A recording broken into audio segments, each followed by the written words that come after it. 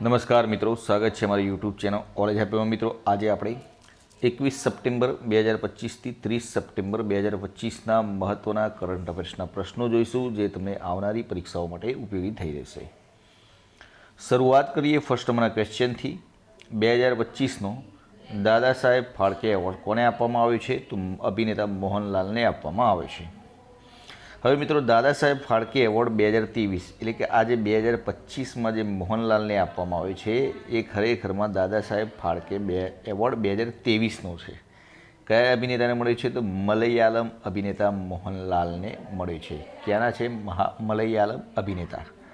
મોહનલાલનું પૂરું નામ શું છે? મોહનલાલ વિશ્વનાથન. સિનેમા જગતનો સૌથી મોટો એવોર્ડ કયો છે? તો મિત્રો, સિનેમા જગતનો સૌથી મોટો એવોર્ડ આ દાદા સાહેબ ફાળકે એવોર્ડ જ કહેવાય છે. દાદા સાહેબ ફાળકે પુરસ્કારની શરૂઆત ક્યારે થઈ? તો 1969માં દાદા સાહેબ ફાળકે પુરસ્કારની શરૂઆત થઈ હતી. 2022 માટે દાદા સાહેબ ફાળકે એવોર્ડ કોને મળ્યો હતો? તો મિથુન ચક્રવર્તીને મળ્યો હતો. 2023 માટે આ મોહનલાલને મળ્યો.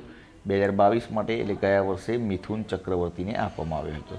2021 માટે દાદા સાહેબ ફાળકે એવોર્ડ કોને મળ્યો હતો? તો વાહિદા રહેમાનને મળ્યો હતો. MiG-21ને કેટલા વર્ષોની સેવા પછી નિવૃત્ત કરવામાં આવ્યું છે? તો MiG-21 જે ફાઇટર જેટ હતું તેને 62 વર્ષો પછી તેને સેવા પછી નિવૃત્ત કરવામાં આવ્યું છે. MiG-21ને સત્તાવાર રીતે ક્યારે નિવૃત્ત કરવામાં આવ્યું? તો 26 સપ્ટેમ્બર 2025ના રોજ તેને નિવૃત્ત કરવામાં આવ્યું છે. જીએસટીના નવા દર ક્યારથી લાગુ થયા છે? તો જીએસટીના નવા દર 22 સપ્ટેમ્બર 2025ના રોજથી નવા દર લાગુ કરવામાં આવ્યા છે. જીએસટીના નવા દરોમાં કયા બે સ્લેબ લાગુ થશે? તો જીએસટીના નવા દરોમાં એક તો 5% અને 18%, આ બે સ્લેબ જ લાગુ થવાની વાત કરવામાં આવી છે. તો જીએસટીના નવા દરોમાં કયા સ્લેબને સંપૂર્ણપણે દૂર કરવામાં આવે છે? તો જે 12%નો સ્લેબ હતો અને 28%નો સ્લેબ હતો તેને સંપૂર્ણપણે દૂર કરવામાં આવે છે. તાજેતરમાં કયા દેશે H1B વિઝા નિયમોને કડક બનાવવાનો નિર્ણય લીધો છે? તો અમેરિકા દેશે H1B વિઝાને કડક એટલે કે જે પહેલાં ફી લેવાતી હતી એનાથી વધારે ફી વસૂલવાની વાત કરવામાં આવી છે. H1B વિઝા લેનારા વિદેશી કર્મચારીઓએ હવે લગભગ કેટલી ફી ચૂકવવી પડશે? તો પહેલાં તો જે ફી હતી એના કરતાં હવે $1 લાખ એટલે કે ટોટલ 88 લાખ ભારતના રૂપિયા કહેવાય એટલે હવે ફી ચૂકવવી પડશે. ભારતીયો અમેરિકામાં કેટલા ટકા H1B વિઝા લે છે? તો 73% ભારતીય લોકો H1B વિઝા લે છે. સમુદ્ર સે સમૃદ્ધિ કાર્યક્રમનું આયોજન કયા શહેરમાં કરવામાં આવ્યું? તો ભાવનગર, ગુજરાતના ભાવનગર શહેરમાં કરવામાં આવ્યું છે.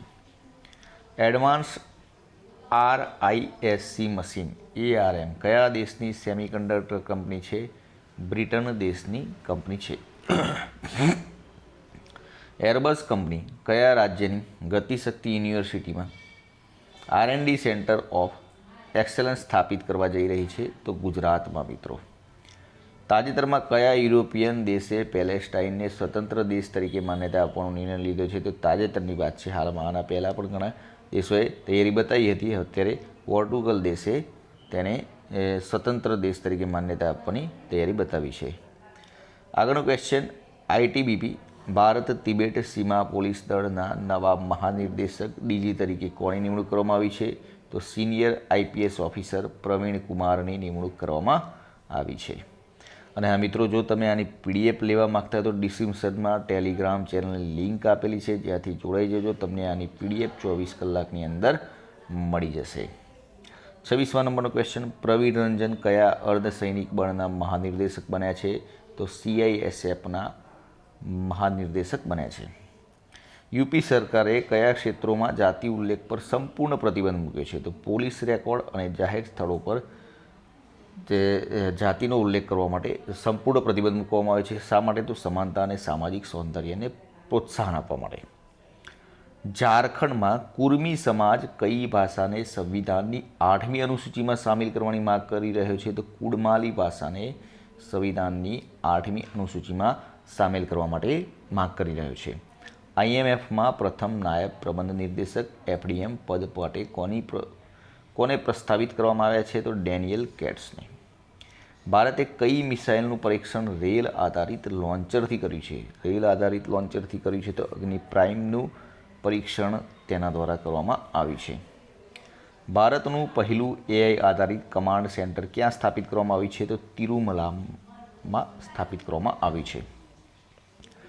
વિશ્વ પર્યાવરણ સ્વાસ્થ્ય દિવસ વર્લ્ડ એન્વાયરમેન્ટ હેલ્થ ડે ક્યારે ઉજવવામાં આવે છે? તો 26 સપ્ટેમ્બરના રોજ ઉજવવામાં આવે છે. ક્યારથી ઉજવવામાં આવે છે? તો મિત્રો તો 2011થી શરૂ થયો હતો. નાણામંત્રી નિર્મલા સીતારમણે જીએસટી અપીલી ન્યાયાધિકરણ GSTATનું શુભારંભ કયા શહેરથી કર્યું છે? તો નવી દિલ્હીથી શરૂ કરવામાં આવ્યું છે. કયા દેશે 1 ઓક્ટોબર 2025થી વિઝા મિત્રો વિઝા લોન્ચ કરવાની જાહેરાત કરી છે? તો ચીને આની જાહેરાત કરી છે.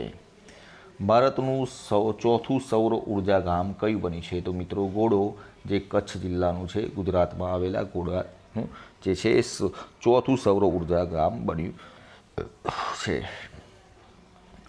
11મી એશિયન એક્વેટિક ચેમ્પિયનશિપ 2025ની મેજબાની કયું શહેર કરશે? તો મિત્રો અમદાવાદ, ગુજરાત. ભારતે કયા દેશમાં યુપીઆઈ ચૂકવણી પ્રણાલીની શરૂઆત કરી છે? મિત્રો આના પહેલાં પણ ઘણા દેશોમાં આપણે જે યુપીઆઈ યુઝ કરીએ છીએ તે યુપીઆઈ પહેલાં પણ બીજા દેશોમાં આપેલું છે. તે હવે કતારમાં પણ શરૂ કરવાની શરૂઆત કરી છે. ભારતના પહેલા ઇલેક્ટ્રિક ટ્રક બેડેને કયા બંદરગાહ પર લીલી ઝંડી બતાવવામાં આવી છે? તો જવાહરલાલ નહેરુ પોર્ટ ઓથોરિટી પર લીલી ઝંડી બનાવવામાં આવી છે. મેક ઇન ઇન્ડિયા પહેલને 2025માં કેટલા વર્ષ પૂરા થયા છે? તો 11 વર્ષ. તે 2014માં શરૂ થઈ હતી. આજે પહેલ મેક ઇન ઇન્ડિયા 2014માં શરૂ થઈ હતી. 2025માં 11 વર્ષ પૂર્ણ થયા છે. ભારતના બીજા CDS જનરલ અનિલ ચૌહાણનો સેવા વિસ્તાર કયા સુધી મંજૂર કરવામાં આવે છે? તો 30 મે 2026 સુધી લંબાવવામાં આવે છે. ભારતીય વૈજ્ઞાનિકોએ શોધેલી કઈ નેનો સામગ્રી સર્જરી વિના મગજની કોશિકાઓને ઉત્તેજિત કરી શકે છે? તો ગ્રાફેટિક કાર્બન નાઇટ્રાઇડ GC3N4. દર વર્ષે અંત્યોદય દિવસ કઈ તારીખે મનાવવામાં આવે છે? તો 25 સપ્ટેમ્બરના રોજ મનાવવામાં આવે છે. ભારત સરકારે ચાંદીના ઇમ્પોર્ટ આયાત પર ક્યાં સુધી પ્રતિબંધ મૂક્યો છે? તો 31 માર્ચ 2026 સુધી તેના ઉપર પ્રતિબંધ મૂકવામાં આવે છે. તો મિત્રો આજના મહત્ત્વના 50 પ્રશ્નો. વિડીયો પસંદ આવ્યો તો લાઈક કરી દીજો, પોતાના મિત્રો જોડે શેર કરજો, ચેનલને સબસ્ક્રાઈબ કરવું ના ભૂલતા, જેથી કરીને આવનાર દરેક વિડીયોની નોટિફિકેશન આપને સૌપ્રથમ મળી રહે અને આપની તૈયારીમાં વધારો થઈ શકે. કાલે ફરીથી નવા વિડીયો સાથે મળીશું. જય હિન્દ, જય ભારત. અને હા મિત્રો, જો આની PDF લેવા માગતા હોય તો ડિસ્ક્રિપ્શનમાં ટેલિગ્રામ ચેનલ લિંક આપેલી છે, જ્યાંથી જોડાઈ જજો. 24 કલાકની અંદર તમને દરેક વિડીયોની PDF પણ મળી જાય છે. કાલે ફરીથી નવા વિડીયો સાથે મળીશું. જય હિન્દ, જય ભારત.